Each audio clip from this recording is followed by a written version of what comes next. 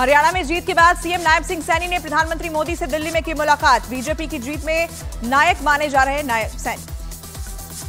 हरियाणा चुनाव में बीजेपी ने जीत हासिल की। बीजेपी ने 48 सीटों के साथ हरियाणा में लगाई जीत की हैट्रिक। कांग्रेस 37 सीटों पर सिमटी। हरियाणा चुनाव में मिली जीत पर दिल्ली में बीजेपी मुख्यालय में मनाया गया जश्न। बीजेपी अध्यक्ष जेपी नड्डा बोले, प्रधानमंत्री के नेतृत्व पर जनता ने भरोसा जताया। हरियाणा में जीत के बाद बीजेपी मुख्यालय में प्रधानमंत्री का हुआ भव्य स्वागत। पीएम मोदी ने कांग्रेस पर साधा निशाना, कहा कांग्रेस ने जाति का जहर फैलाने की कोशिश की। हरियाणा चुनाव के बाद प्रधानमंत्री ने जेपी नड्डा और अमित शाह के साथ की हाई लेवल बैठक। महाराष्ट्र और झारखंड के चुनाव के लिए कार्यकर्ताओं में जोश भरा। हरियाणा में बीजेपी की जीत को जेडीयू ने भी बताया ऐतिहासिक। अशोक चौधरी बोले, हरियाणा में बीजेपी की जीत का पूरे देश में पड़ेगा असर। यूपी के सीएम योगी आदित्यनाथ के प्रचार का जम्मू कश्मीर और हरियाणा चुनाव में चला जादू। हरियाणा की 14 सीटों में 9 और जम्मू कश्मीर की 5 विधानसभा सीटों में 4 पर मिली जीत। हरियाणा में मिली करारी हार के बाद कांग्रेस में सियासी हलचल तेज। भूपेंद्र सिंह हुड्डा आज दिल्ली में पार्टी आलाकमान से मुलाकात कर सकते हैं। हरियाणा में प्रचंड जीत के बाद मुख्यमंत्री नायब सिंह सैनी ने मां का लिया आशीर्वाद, कहा कांग्रेस का झूठ उजागर हो गया। हरियाणा के नतीजों पर कांग्रेस ने उठाए सवाल, कहा यह तंत्र की जीत और लोकतंत्र की हार है। हरियाणा में कांग्रेस की हार के बाद कुमारी सैलजा ने पार्टी पर उठाए सवाल, कहा नतीजे निराशाजनक, नए सिरे से सोचने की जरूरत। हरियाणा में खराब प्रदर्शन पर बीएसपी प्रमुख मायावती का बड़ा बयान, कहा जाट समाज को अपनी जातिवादी मानसिकता को बदलना चाहिए। जम्मू कश्मीर में नेशनल कॉन्फ्रेंस और कांग्रेस गठबंधन को बहुमत। नेशनल कॉन्फ्रेंस ने 42 सीटों पर जीत दर्ज की। कांग्रेस के खाते में 6 और बीजेपी को 29 सीटें मिली। जम्मू कश्मीर में बहुमत मिलने पर नेशनल कॉन्फ्रेंस का बड़ा बयान। उमर अब्दुल्ला बोले, दिल्ली के साथ तालमेल बनाना जरूरी, झगड़े के लिए हमें लोगों ने वोट नहीं दिया। जम्मू कश्मीर के चुनाव पर बीजेपी प्रभारी राम माधव का बड़ा बयान, कहा जम्मू कश्मीर में लोगों ने कांग्रेस को पूरी तरह नकार दिया। हरियाणा के रिजल्ट से महाराष्ट्र में हलचल तेज। उद्धव ठाकरे का बड़ा बयान, बोले महाराष्ट्र को बचाने के लिए हम कांग्रेस और एनसीपी की तरफ से दिए गए किसी भी सीएम फेस पर राजी। सामना के संपादकीय में उद्धव गुट ने हरियाणा चुनाव नतीजों के बाद कांग्रेस पर जमकर बोला हमला। इशारों में कांग्रेस को महाराष्ट्र में हरियाणा वाली गलती न दोहराने की नसीहत भी दी। हरियाणा में हार के बाद पार्टी के वरिष्ठ नेताओं का अपनी ही पार्टी पर हमला। मार्गरेट अल्वा ने एक्स पर लिखा, खराब रणनीति, झगड़े और झूठे प्रचार ने जीत को हार में बदला। सीरिया की राजधानी दमिश्क पर इजरायली सेना ने एयर स्ट्राइक की। हमले को लेकर सीरिया की मीडिया ने बड़े नुकसान का दावा किया। इजरायल के सीरिया के दमिश्क में किए गए भीषण हमले में 7 आम लोगों की भी जान गई। स्थानीय मीडिया के मुताबिक मरने वालों में कई बच्चे भी शामिल। इजरायल के पेजर अटैक में घायल हुए हिजबुल्लाह के लड़ाके ईरानी मस्जिद में रोते बिलखते आए नजर। ईरान के मीडिया ने जारी किया वीडियो। इजरायल के हमले को लेकर भारत में लेबनान के राजदूत का बड़ा बयान, कहा विनाश की होड़ में लगे नेतन्याहू हो गए हैं नियंत्रण से बाहर, किसी को उन्हें रोकना होगा।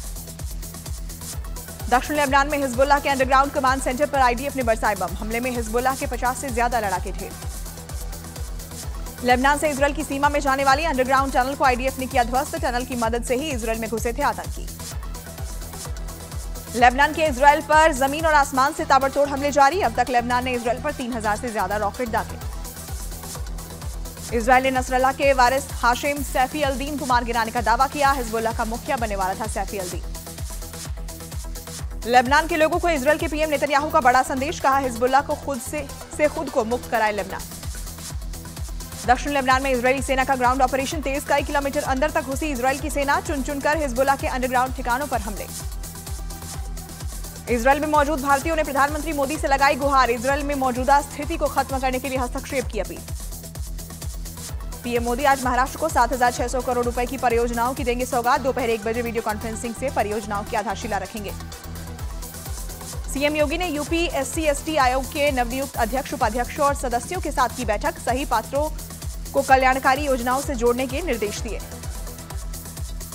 पैगंबर मोहम्मद पर विवादास्पद बयान देने वाले यति नरसिंहानंद के बचाव में उतरा अखिल भारतीय अखाड़ा परिषद। रविंद्र पुरी ने नरसिंहानंद को कानूनी मदद की भी बात कही। रिजर्व बैंक ने दूसरी तिमाही में रेपो रेट में नहीं किया कोई बदलाव। रेपो रेट 6.5% पर बरकरार। WHO ने भारत को सार्वजनिक स्वास्थ्य समस्या के रूप में ट्रैकोमा को समाप्त करने के लिए सम्मानित किया। स्वास्थ्य मंत्री जेपी नड्डा ने WHO का आभार जताया। कोलकाता में महिला डॉक्टर के रेप मर्डर के विरोध में आरजीकर अस्पताल के डॉक्टरों का आमरण अनशन जारी। विरोध में 50 डॉक्टरों ने इस्तीफा दिया। दिल्ली में सब्जी मंडी इलाके में डीटीसी बस की टक्कर से छात्रा की मौत। गुस्साए लोगों ने बस में जमकर तोड़फोड़ की। राजस्थान के भिवाड़ी में एसपी की लोकेशन ट्रेस करने वाले एसआई समेत 7 पुलिसकर्मी सस्पेंड, मामले की जांच में जुटी पुलिस। यूपी की गाजियाबाद पुलिस ने अवैध असलहों की तस्करी के आरोप में एक टीचर को गिरफ्तार किया। आरोपी टीचर पर मेरठ से असलहे लाकर सप्लाई करने का आरोप। दिल्ली पुलिस ने 2 सगे भाइयों पर चाकू से हमला करने वाले आरोपी चचेरे भाई को गिरफ्तार किया। हमले में घायल एक भाई की मौत हुई। यूपी की बागपत पुलिस और गैंगस्टर के बीच गठजोड़ की पोल खोली। दुकानदार को फंसाने के लिए गैंगस्टर ने रखा ड्रग्स, पुलिस ने मारा छापा। सीसीटीवी में रिकॉर्ड हुई पूरी घटना। दिल्ली के सटे नोएडा में इकोटेक 3 में पुलिस ने मुठभेड़ में 25,000 के इनामी बदमाश को गिरफ्तार किया। आरोपी की पहचान शाहनवाज के रूप में हुई।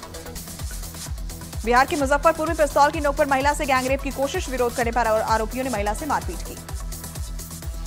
उत्तर प्रदेश के अमरोहा में एसिड अटैक से पीड़ित नाबालिग छात्रा की मौत। आरोपी पर सख्त कार्रवाई की मांग को लेकर परिजनों ने प्रदर्शन किया। 2 आरोपी गिरफ्तार। यूपी के अलीगढ़ में आदमखोर जंगली जानवर की दहशत। खेत पर काम कर रहे किसान की 1.5 साल की बच्ची को उठा ले गया जानवर। यूपी के अलीगढ़ में आपसी विवाद के बाद 2 पक्ष के बीच पथराव। सामने आया पथराव का वीडियो। पुलिस आरोपियों की तलाश में जुटी। प्रतापगढ़ में सड़क हादसे का सामने आया वीडियो। मोटरसाइकिल सवार को बचाने के चक्कर में अनियंत्रित ट्रक ई रिक्शे से टकराया, 2 की मौत। यूपी के लखीमपुर खीरी में कई जान ले चुके तेंदुए को वन विभाग की टीम ने पकड़ा। पिछले दिनों एक बच्चे को उठा ले गया था आदमखोर तेंदुआ। बिहार के मुजफ्फरपुर में बागमती नदी का कहर कम होने का नाम नहीं ले रहा। बाढ़ की वजह से कई दर्जन गांव प्रभावित। बिहार के भागलपुर में कई गांव गंगा नदी के पानी में डूबे। गांव में रहने वाले लोग पलायन को मजबूर। और बिहार के सीतामढ़ी में हजारों घर बाढ़ के पानी में समाये। प्रशासन की टीमें राहत और बचाव के काम में जुटी।